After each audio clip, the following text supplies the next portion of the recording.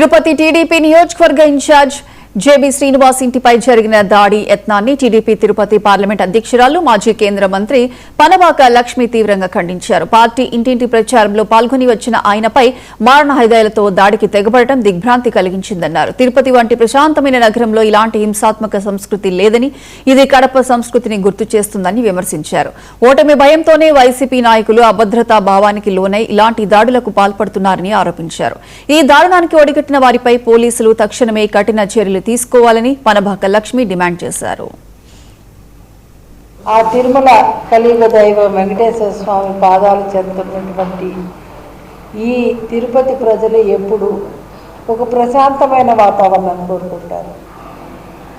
ఆధ్యాత్మికమైన ప్లేస్ ఇది.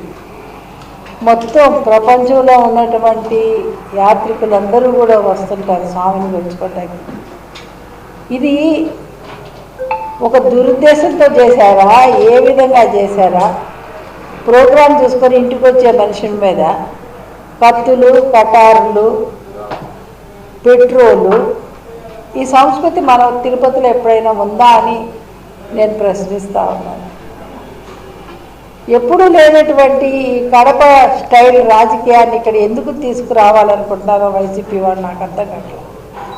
తిరుపతి ప్రజలు గమనించాల్సిన విషయం ఇదని చెప్పి నేను ప్రార్థిస్తూ ఉన్నాను. ఎందుకనంటే ఒక చిన్న వార్త మొత్తం దేశాలకి వెళ్ళిపోయి అట్టుడికేటటువంటి వార్త ఇది. ఒక ఇంట్లో కూర్చొని మాట్లాడుకుంటున్న అతని మీద అటాక్ చేసి ఇప్పుడే కత్తి చూసాను. నేనైతే ఇంతవరకు అటువంటి కత్తులు అక్కడ చూడలేదండి. ఫస్ట్ టైం చూస్తున్నా, బయటపడుతుంది ఒక కత్తి. అటువంటి కత్తి మాత్రం మరి అది ఎలాగా దాన్ని ఇచ్చేసారో కూడా నాకు అర్థం కాలేదు. ఆ తిరుమల కలియుగ దైవం వెంకటేశ్వర స్వామి పాదాలు చెందుతున్నటువంటి ఈ తిరుపతి ప్రజలు ఎప్పుడు ఒక ప్రశాంతమైన వాతావరణాన్ని కోరుకుంటారు. ఆధ్యాత్మికమైన ప్లేస్ ఇది.